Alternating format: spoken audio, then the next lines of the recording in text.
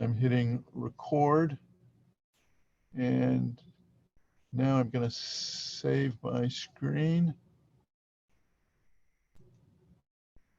Try to, wait a minute, window, there we go.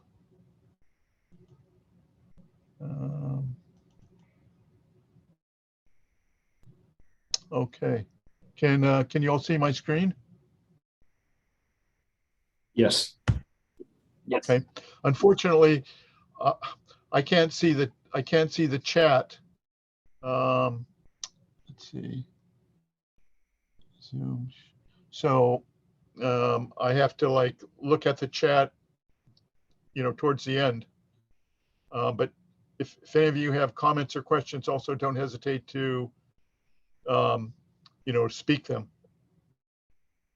So first, any comments or questions on anything that we've done so far? No.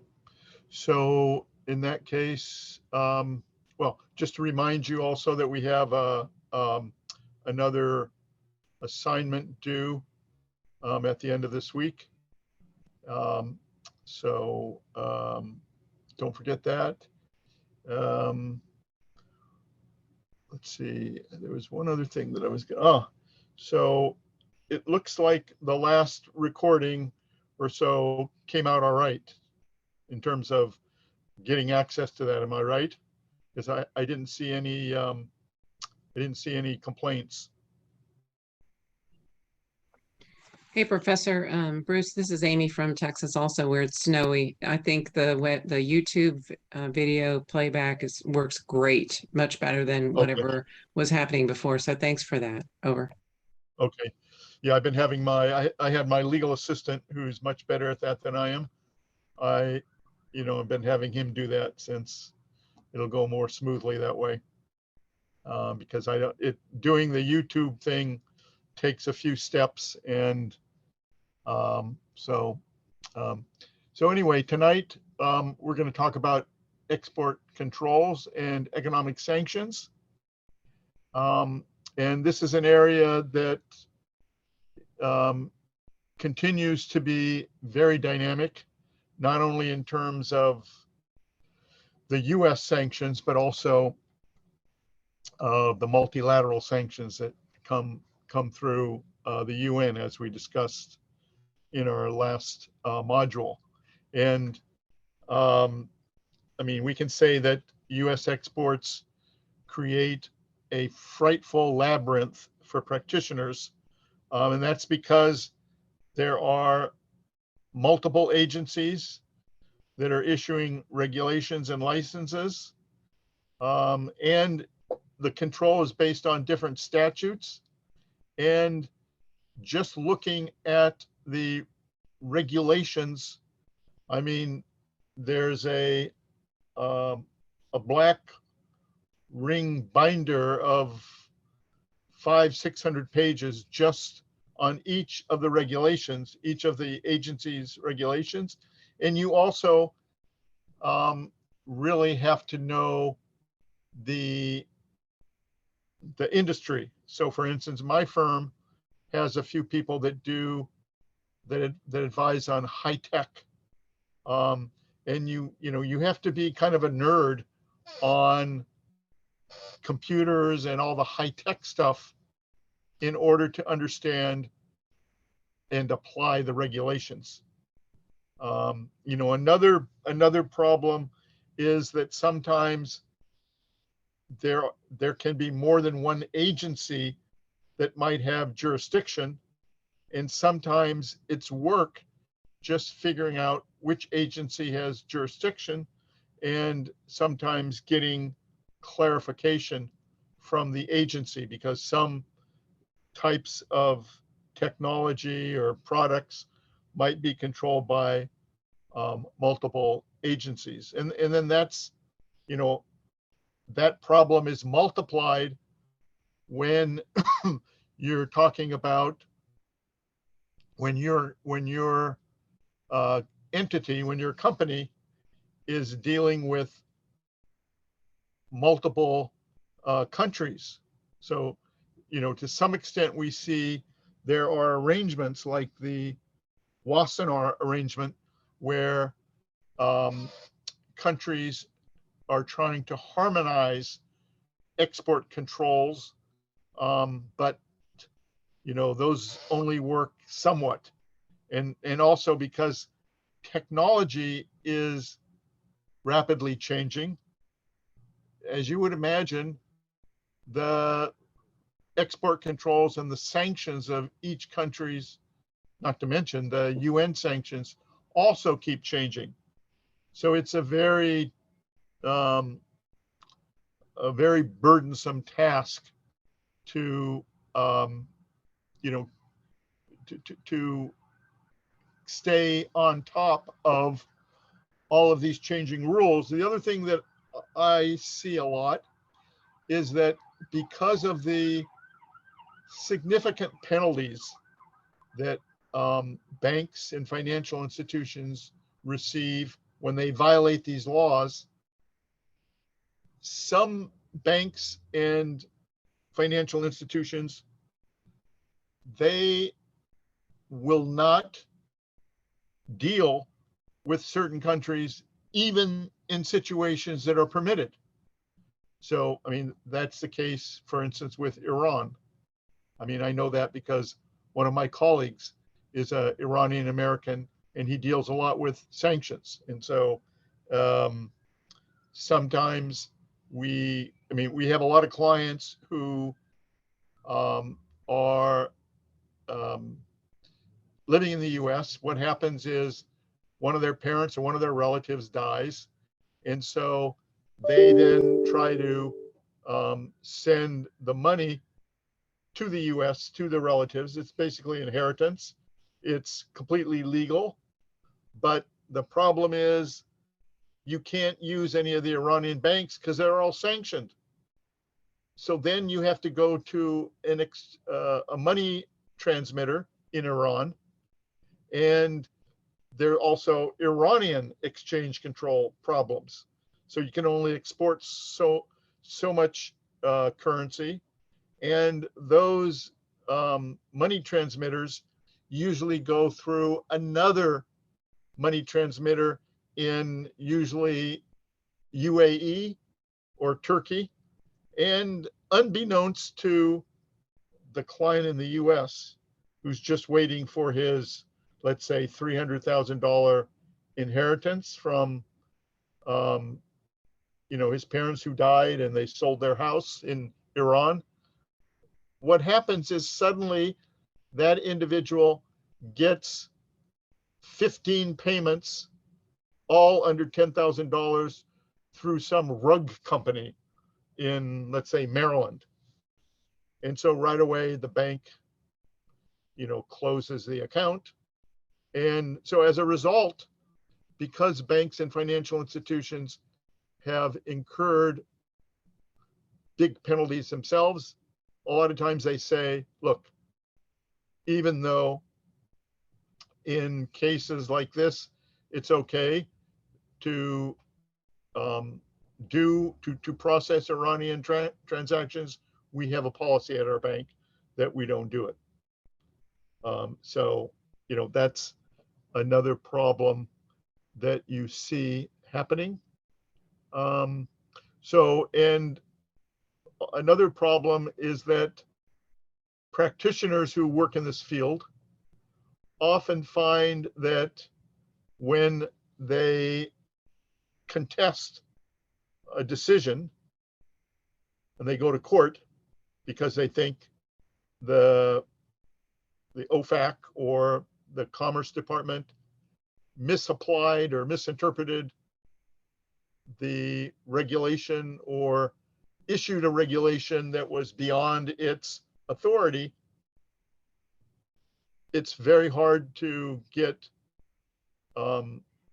any rationale on the reason that they did this. And then when you go to court, because export control and sanctions is national defense policy, usually courts will rule in favor of the agency. So it's not easy to challenge these regulations, even though a lot of times they just don't make sense. And the other thing that happens is the agencies are kind of caught between a rock and a hard place. They are told, they're given broad guidance by their superiors to implement new sanctions against, let's say, Russia or some other country, but they're not given a lot of detailed guidance, and so they have to try to do their best to craft decisions that are going to work. Now, as a result of the lack of transparency, maybe about 8 or 9 years ago, in Washington, the practitioners started something called OFAC Practitioners Forum. It's a informal group that meets every other month, and they come together just to talk about how OFAC is administering the different sanctions programs, because they find that by doing that, they learn things that otherwise they're not going to learn, because when OFAC turns down a license, it usually doesn't explain to the applicant why they denied the license. They don't publish the rule. And so there's a lack of knowledge, even by people who work in this area 30, 40 years, and that's all they do. There's just a lack of knowledge. So this practitioners forum not only meets every other month, but there's a listserv. And so that all the time they send messages, hey, have you guys ever had this issue with the Libyan sanctions? Or, have you, I applied for a license 4 months ago for this application for my agency to do something in Cuba. I haven't had a response. What kind of experience are you guys having with the Cuba license applications? And from time to time, they invite the OFAC officials. And usually the OFAC officials accept, because the OFAC officials also like to have feedback on how practitioners are able to implement their new regulations. And sometimes what even happens is about a week after OFAC issues a regulation, they even have a phone conference with the OFAC Practitioners Forum. And before the meeting, they often send out a message about, okay, what areas of the new regulations would they like to have feedback from the practitioners to ascertain whether the regulations are understandable, or if there are areas that aren't clear, what areas would the practitioners like to see clarified. So, and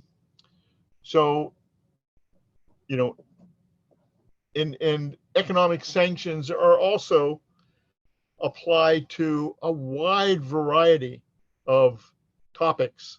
So they were used, for instance, against apartheid in South Africa.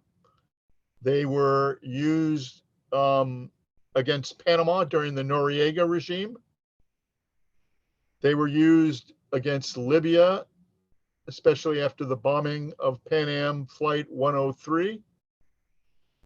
They've been used against Sudanese leaders, and for instance, against former Liberian head of state, Charles Taylor.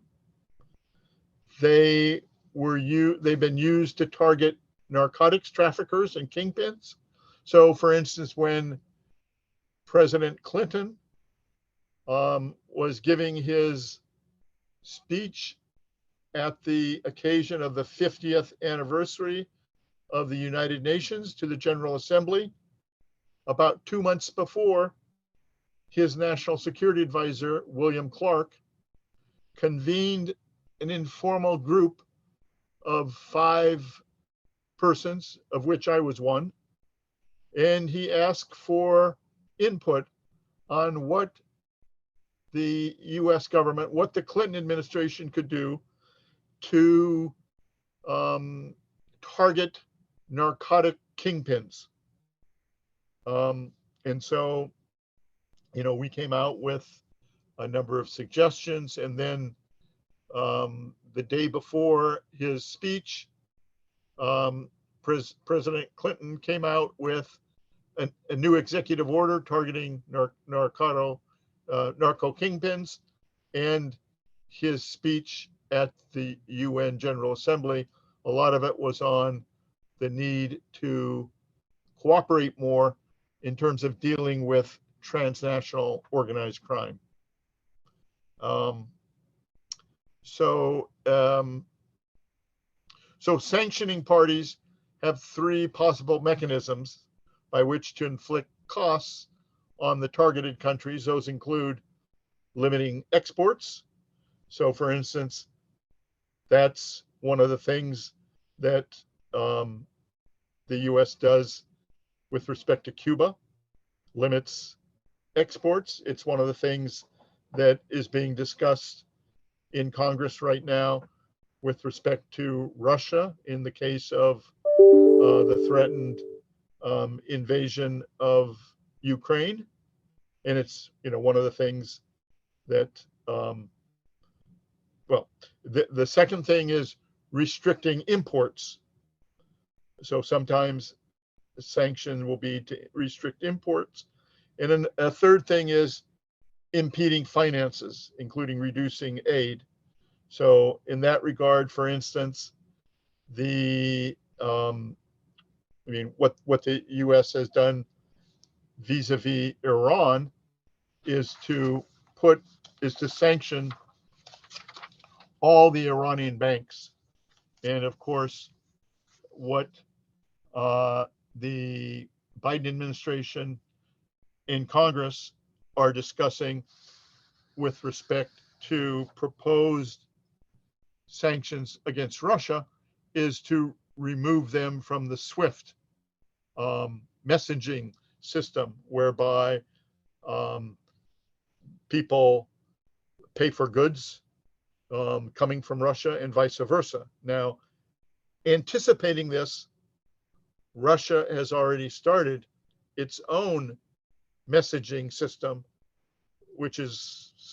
that's like an alternative to SWIFT. It's not nearly as good, but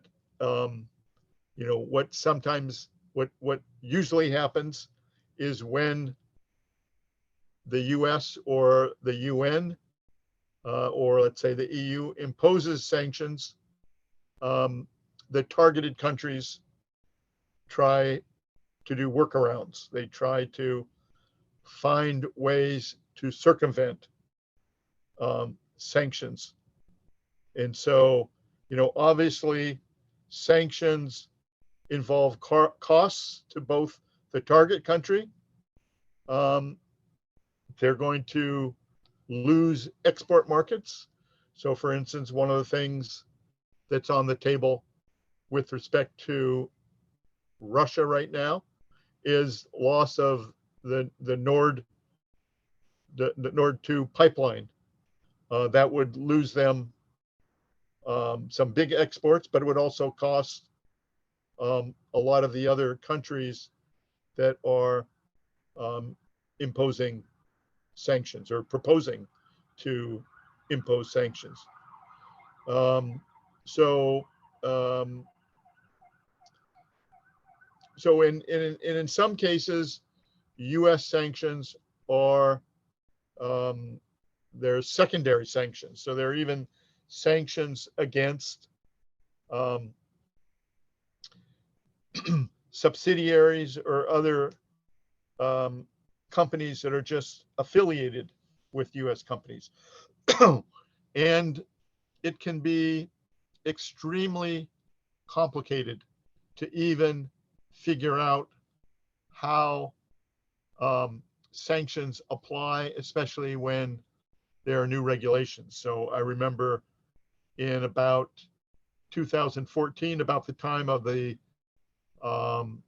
US sanctions against Russia for Crimea, I brought in a bunch of Russian business, and my firm, 3 or 4 people in my firm, did work, giving opinions on, whether certain transactions could be done or not, whether they,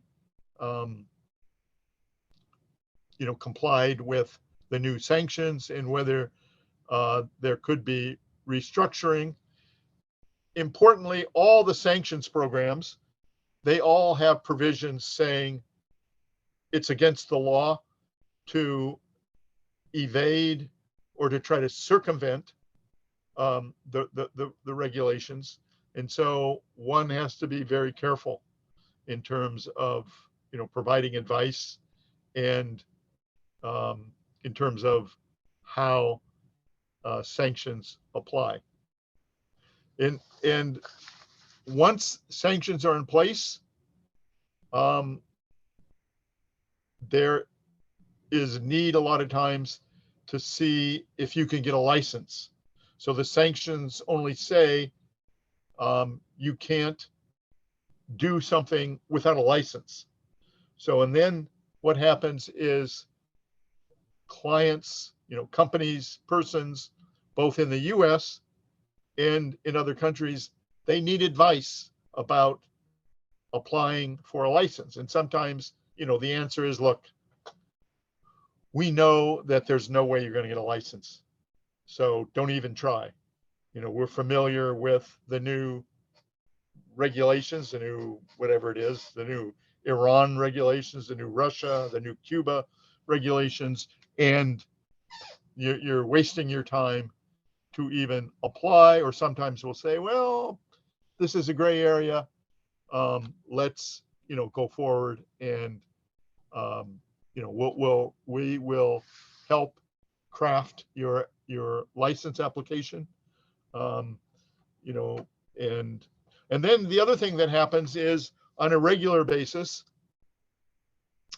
there may be a change in regulation. So I remember there was a big earthquake in Iran, and we had clients that wanted to give humanitarian assistance to Iran.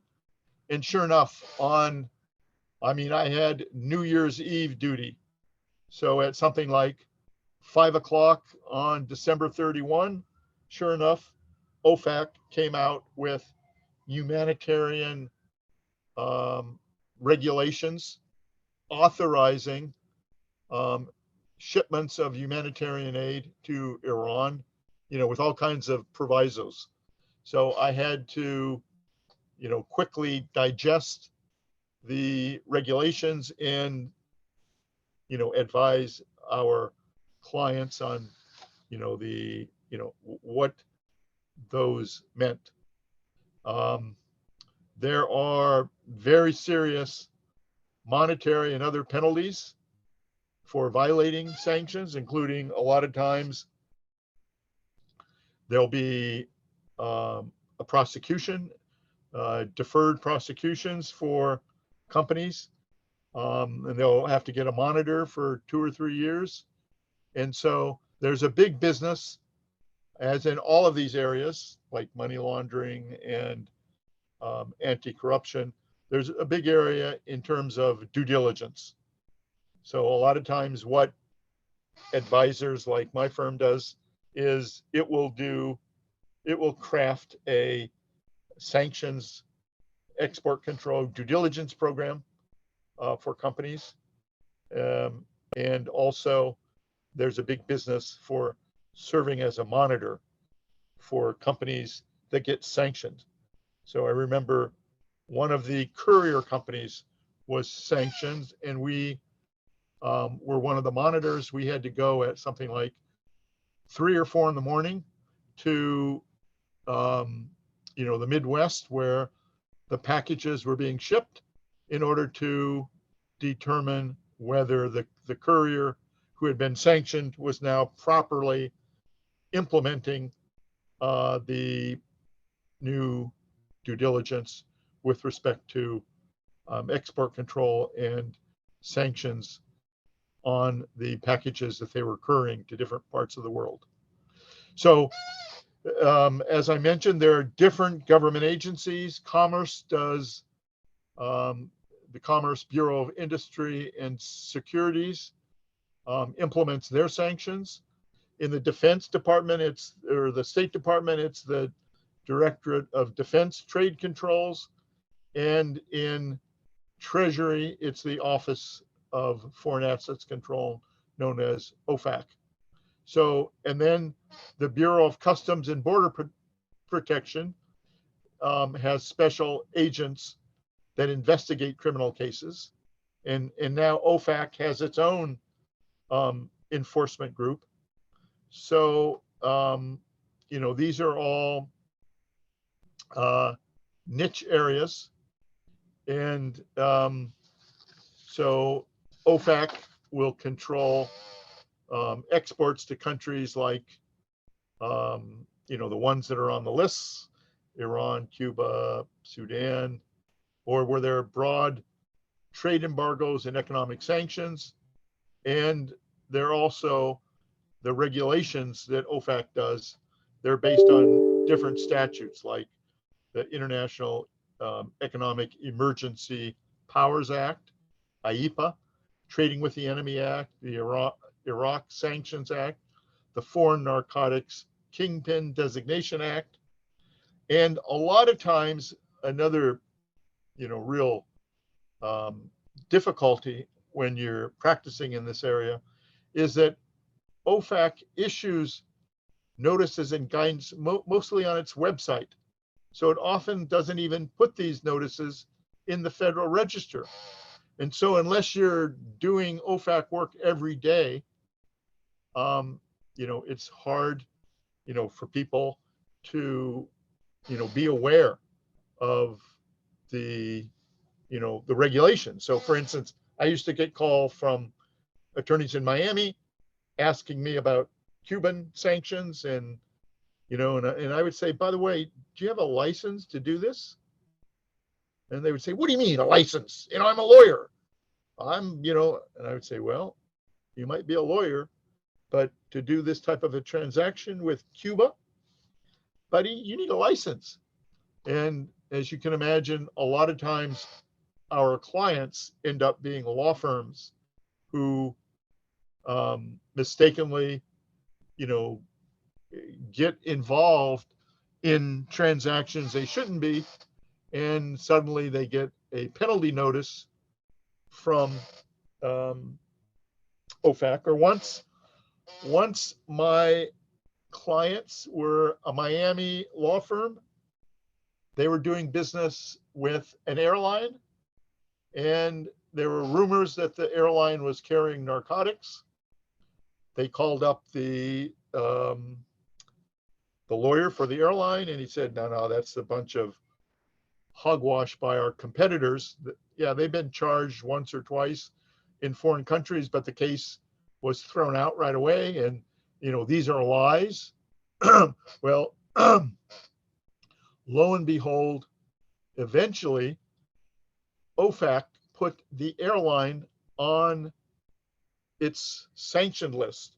I had one client who was a account receivable firm, basically a collection firm that went after bad debts. And it got a penalty notice from OFAC because it collected money from the airline. And once it collected, it didn't know that it had to block the assets. And so they got a penalty notice. And then we had to, help respond to the penalty. And one of the things we advised is, you might be a collection agency, but you better have, because you're doing international business, you better have a sanctions due diligence program so this doesn't happen again. Or if it does happen, you won't get prosecuted. You won't be dealt harshly with by OFAC. There's an excellent discussion in Juan Zarati's Treasury's War, the Unleashing of a New Era of Financial Warfare. Essentially, his book talks about all of the diplomatic work that was done to convince banks in foreign countries to implement US unilateral sanctions against countries like North Korea and Iran. And he also talks about how Treasury, in the aftermath of 9/11, it lost all of its enforcement people to the new agency, Homeland Security, but Treasury was able to design new enforcement programs for counterterrorism and other sanctions, and it was able to convince Congress to give Treasury a lot of new resources so that Treasury could effectively enforce sanctions. As you may imagine, there's a lot of interplay in the area of sanctions enforcement and anti-money laundering.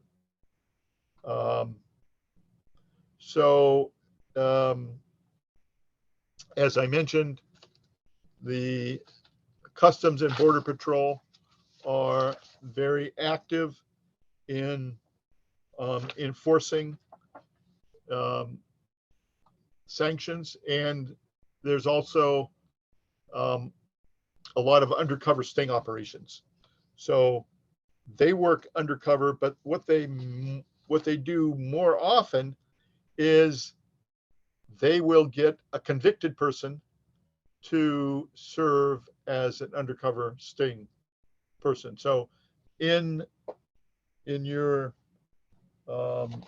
text, I have a discussion of the case of Mr. Wheeler. Mr. Wheeler was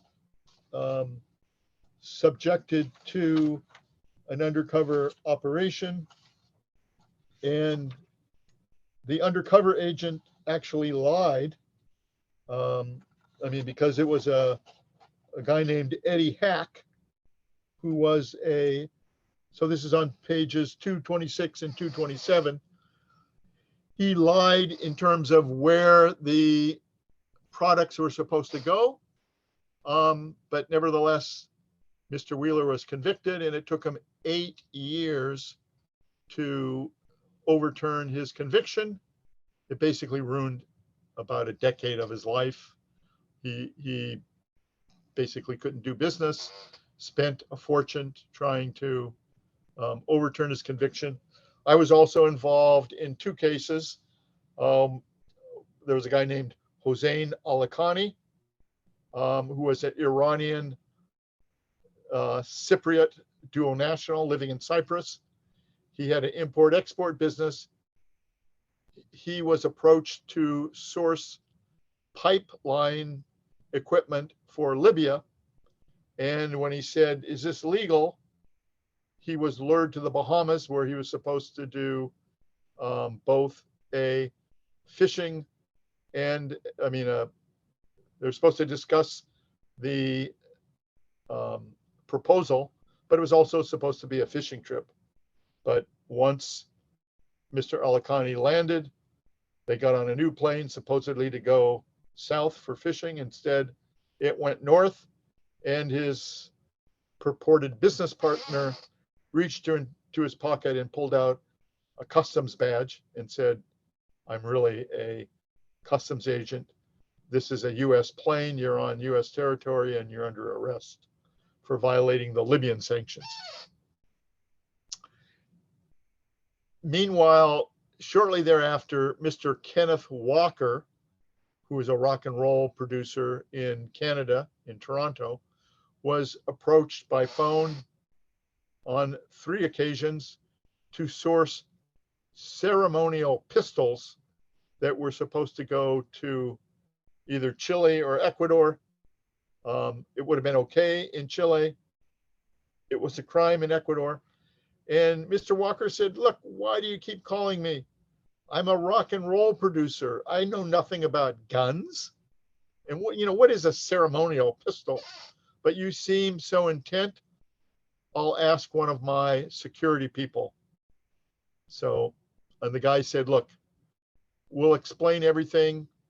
If you come to the Bahamas, we'll discuss this. It was January. He said, pick up your ticket at Pearson Airport in Toronto, and we can have a nice vacation in the Bahamas while we discuss this matter. Well, when he went to pick up his ticket, he noted he was routed through New York, but he thought, well, maybe they're just trying to save money.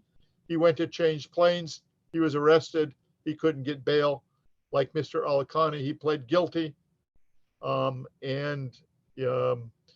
Eventually I filed an action in the Inter-American Commission on Human Rights. We'll discuss that more when we get to the module on extradition and alternatives. But so the moral of the story is undercover sting agents are often used, and sometimes they do disreputable things. So the US has used a lot of unilateral sanctions, as we know. So for instance, in addition to the unilateral sanctions against Iran that ended up in the deal, the joint, the JCPOA, which was the nuclear agreement, once President Trump took office, he said he repudiated the deal and withdrew from it, and then issued draconian new sanctions against Iran. So one thing is that sometimes universities and professors have to watch out for sanctions. And so especially the US has had a China initiative with sanctions and export controls on high-tech stuff coming out of China. There's been a lot of prosecution of professors, such as there was a Professor Lieber, who was a couple months ago convicted. There's another case of a Harvard professor, Mr. Chen, who was acquitted a few weeks ago. He showed that, the problem with Mr. Lieber was not only did he allegedly violate some of the export controls, but he also received money from the Chinese government, and it was put in Chinese bank accounts in China. And guess what he didn't do? Remembering our module on taxation, he didn't make his foreign bank account report, and he didn't declare it on his tax return. So 2 of the things he was convicted for were the tax issues. Well, Mr. Chen was acquitted because he was accused of not declaring his contracts with China, but he pointed out, his counsel pointed out that in 2013 or whenever he was charged with not reporting, there was no regulation requiring reporting. So big universities have an export control and sanctions program. In order to teach this course, I had to take a Texas A&M course on export control and sanctions. So there's an exclusion, a fundamental research exclusion that allows U.S. universities to include foreign faculty, students, visitors in research involving controlled information on campus without a license. Now this, once created in fundamental research, the information can be transferred without restriction, but it's the type of research that's public in nature. And some technologies like advanced encryption are not eligible for that research. So OFAC embargoes apply when universities are paying compensation, honoraria, contract services values to embargoed countries or to foreign nationals or entities of some embargoed countries. And it doesn't matter where the persons are, if they're on the SDN list or if the regulations prohibit paying them, like that's the case for Iranians.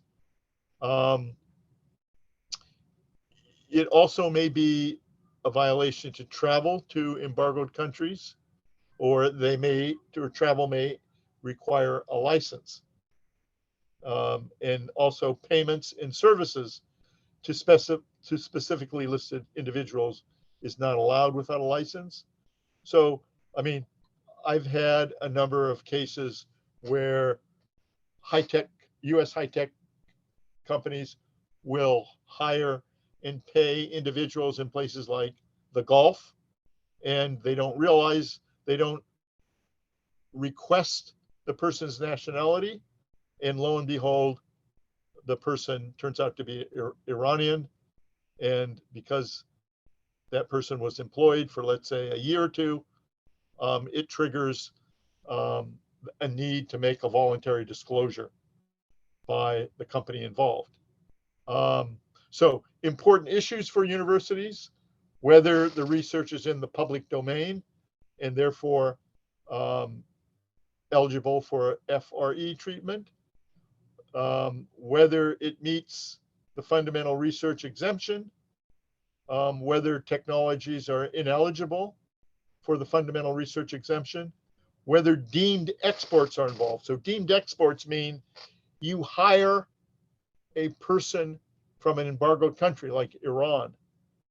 And so that person starts working for you, and you start paying that person money, you've got a problem. That's called a deemed export because you hired this person. There's an excellent PowerPoint by this Julie Norris on export controls, the challenge for US universities. Recently, the US has started putting controls on emerging technologies back in 2018. So all kinds of high-tech stuff like artificial intelligence, biotech technology, data analytics technology, robotics, hypersonics, and so forth. A lot of that is targeting China. And so, those high-tech or emerging technologies, you can't, you need a license to transfer such technologies to any countries that are subject to US embargo, including, of course, China.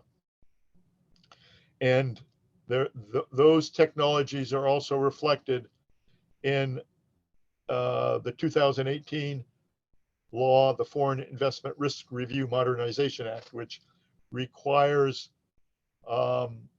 US companies who are being subject to investment by foreigners,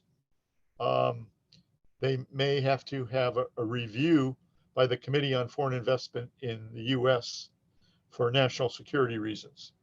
So for instance, if a company which has Chinese equity invests, let's say 10% in your company, then you may have to um, have a review by CFIUS, or else you may be subject to penalties, and they may make you unwind the investment if you don't have a review which approves the proposed foreign investment.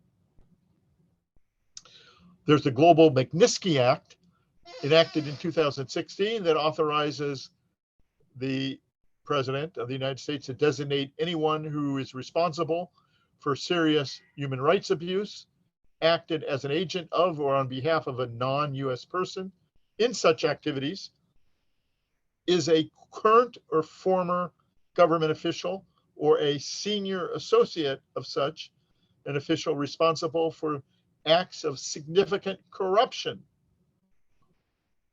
It also applies to persons who have materially assisted, sponsored, or provided financial, material, or technological support for goods or services in support of such activities. So this law was adopted. Magnitsky was the person who was the attorney for Bill Broder.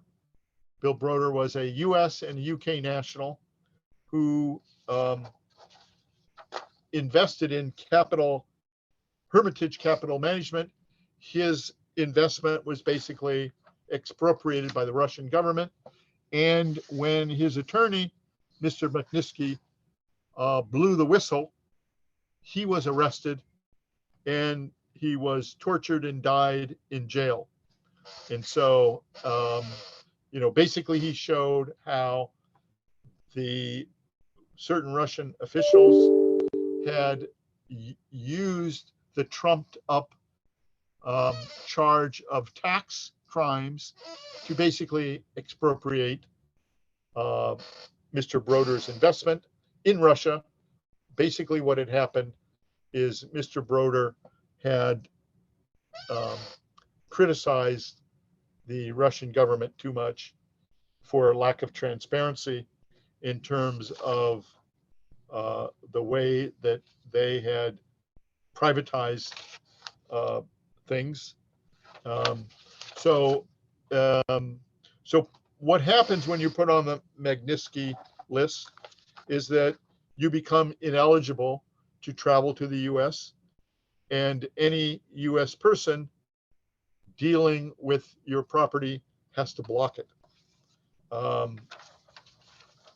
Now, interestingly, the Biden administration has said that it's thinking about putting Mr. Putin himself on the sanctioned list, and I'm sure it would be under the Global Magnitsky Act.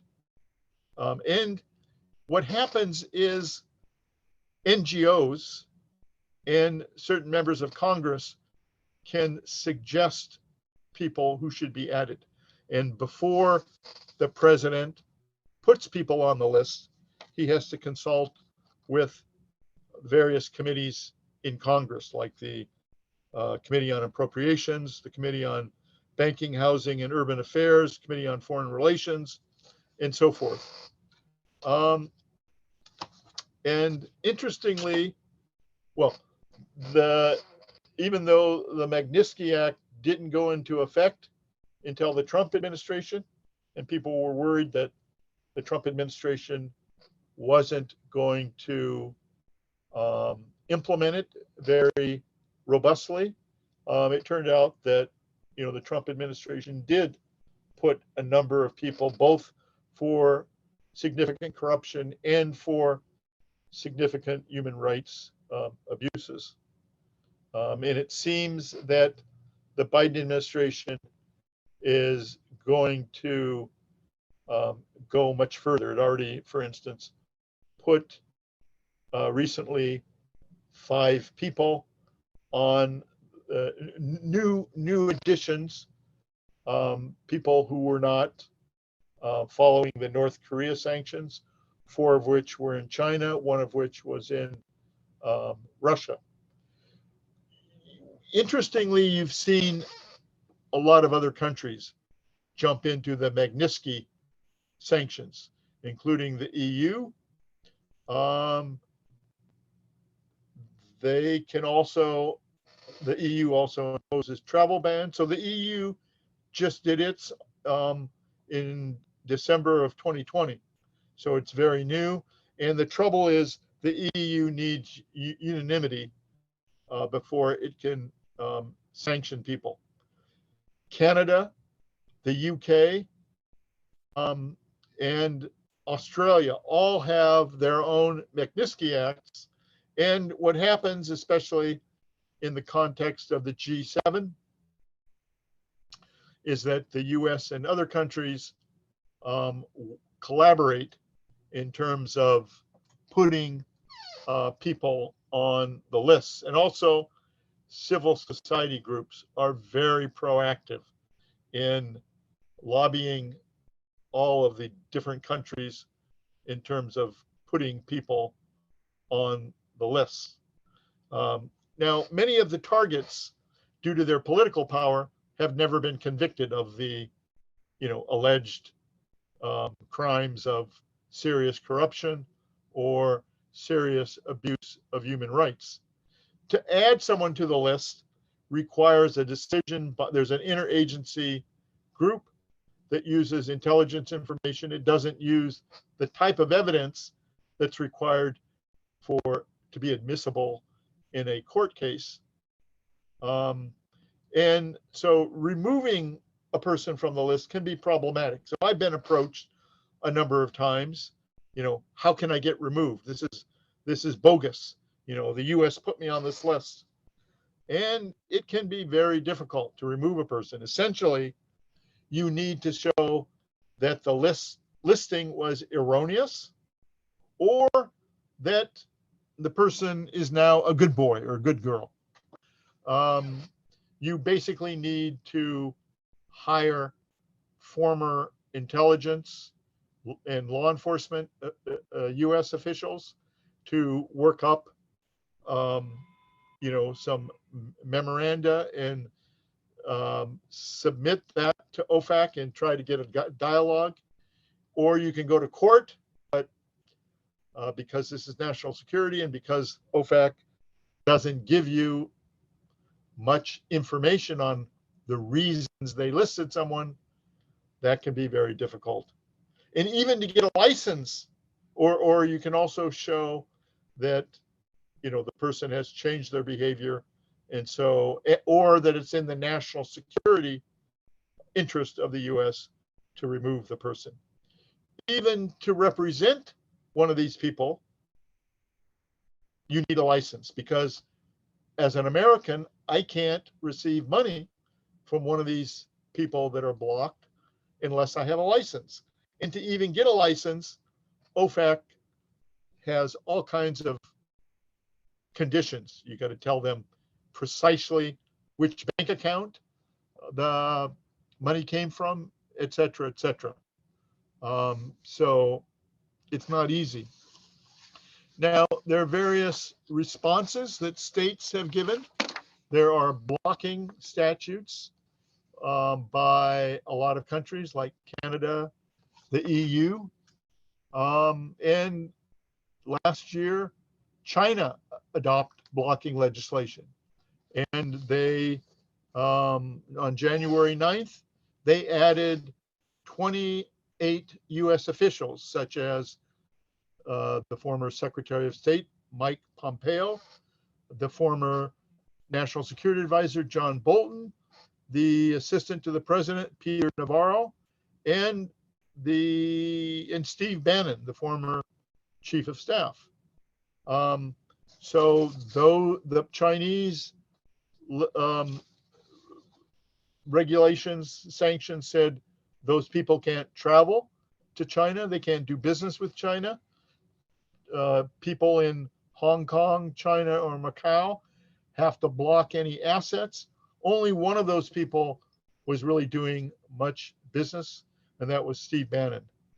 The China law also requires anyone subjected to sanctions that are against international law or that potentially impact Chinese national security they must tell the Chinese government, and they must apply if they want to still do business with those people. Otherwise, they're subject to fines. Now, with the rise of the renminbi and the fact that China has the Belt and Road Initiative, Chinese blocking legislation is becoming increasingly important. As you may expect, Russia has its own blocking legislation. So these, issues, the use of unilateral sanctions are becoming increasingly controversial. So in some cases, like in the case of Panama, on page 233, I mentioned how Panama took Argentina to the World Trade Organization because Argentina applied sanctions against Panama because FATF said put Panama on its blacklist. And so and the OECD at one point also put Panama on its gray or blacklist because of tax transparency reasons. So as a result, Panama took Argentina to the WTO, said it violated international trade rules, and the decision was kind of mixed. It wasn't clear. But one of the big problems with some of these sanctions regimes, like the ones by FATF and the OECD, is that the transparency, and even by the UN, transparency isn't good. And once you get on one of these lists, whether you're a country or whether you're an individual, it can be very hard to get off the list. And so, there's a question about due process and fairness. But let me pause here and see if there are any questions. I'm also going to stop the sharing so I can try to see. Let me see. I can try to see the chat. Okay, I don't see any. Amy Cook, yes, I can hear. Okay, that was just. So let me. Any comments or questions on what we've talked about so far in this module? I mean, I think you can also see increasingly the convergence between sanctions and money laundering. You can also see the interaction between, let's say, the UN and, the UN sanctions and unilateral sanctions, and also how, okay, does the AM have an export control monitoring office? Well, A&M has an export control office, and it's staffed with both lawyers and officials that are experienced in export control and sanctions. My impression is that Texas A&M has a pretty strong program. I mean, as you can imagine, it's a state university. It's very large, and I'm sure they have all kinds of interactions with foreign, professors, foreign researchers, foreign students. And so my impression is that the Aggies Export Control Office, has its act together. I mean, that doesn't mean that from time to time they have issues. I'm sure they employ large, probably Texas law firms occasionally to, they pass certain things by them. But yeah, my impression is that they're, have a very good program. Any other thoughts or questions before we go? Okay, well, if not, let me stop the recording here. And